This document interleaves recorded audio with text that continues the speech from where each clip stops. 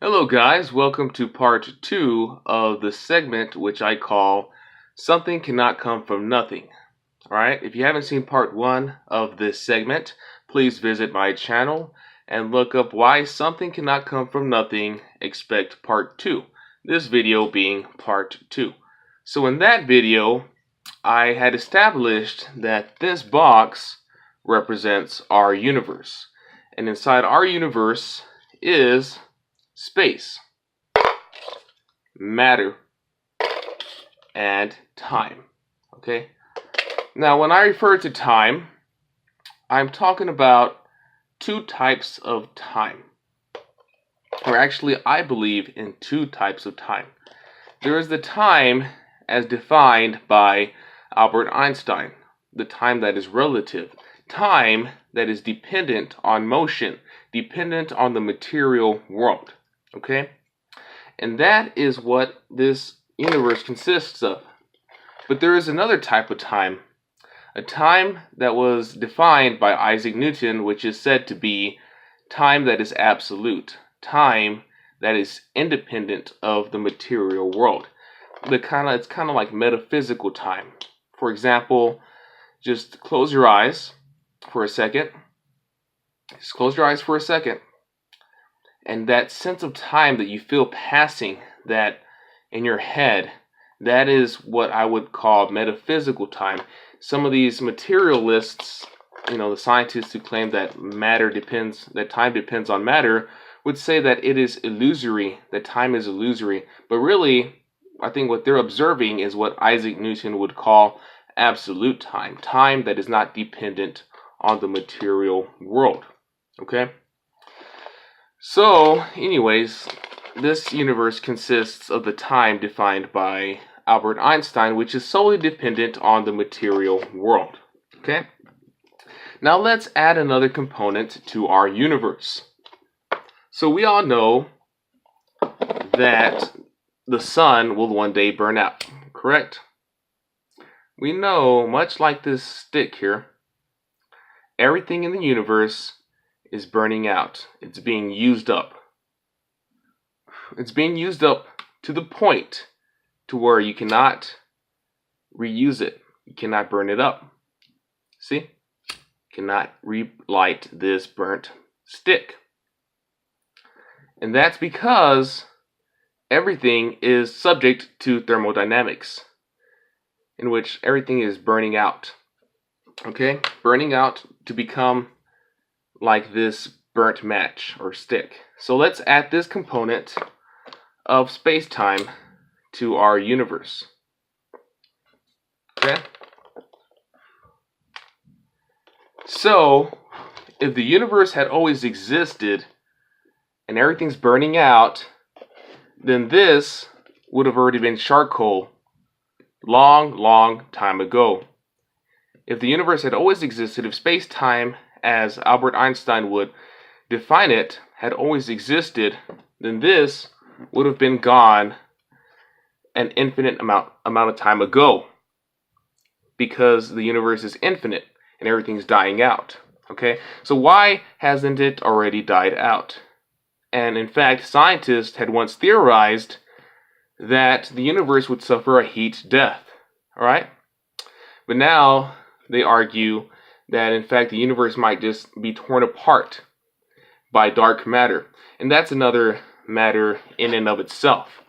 But they say that the universe and everything in it is in a sense dying out. Okay? And so that's one reason why we know the universe isn't infinite. The other we discussed is that if you reverse the time dependent on matter, you come back to a point to where the universe had a beginning, where everything had expanded to become what we know as the universe today. And that in and of itself tells us that the universe had a beginning, that it hadn't always existed. Otherwise, it would have already expanded before the time it did. Okay? So let's do some Q&A right now. I had an individual by the name of Joost Van Rens who had asked some pretty decent questions. Okay, so these are his questions. He asked, so he quoted me and he said, "We know that we can't explain the existence of the universe by the parts within it. Do you mean we can't with our current understanding, or we will never be able to?" Well, I would say that we will never be able to explain why the universe exists by depending on what we can observe in it. For example, the program, let's say an app on your phone or on your computer. That app has data that someone input in it. So whenever you look at the app, you're looking at the data that some programmer had input in it for it to operate the way it does, for it to work the way it does. Okay? So much like the universe, when we look at the universe, we find equations that help us understand how the universe works. These equations are as much like the data that was input into the app or the program. So the program, these equations help us to know why or how everything works in it, right?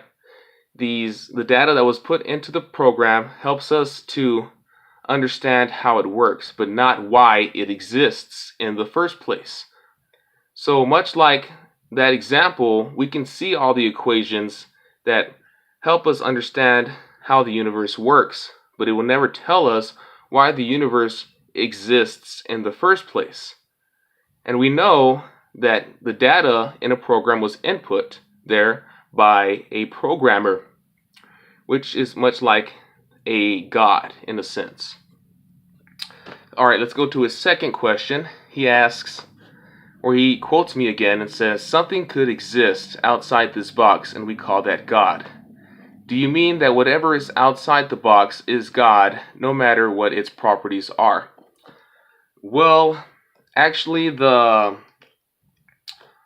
properties that exist outside of this box are well established. We know that whatever exists out of this little box that we live in, it must be space-timeless.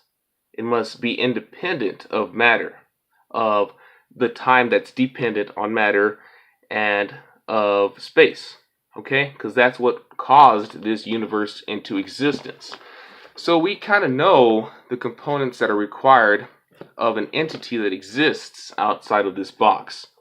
And it can't just be something like, the funniest thing I hear all the time from atheists is when they try to compare God to an entity or some kind of conception that was invented inside this box, rather than following the clues to where it leads, and it leads us to a space-timeless, uncaused cause, which we would call God. Okay?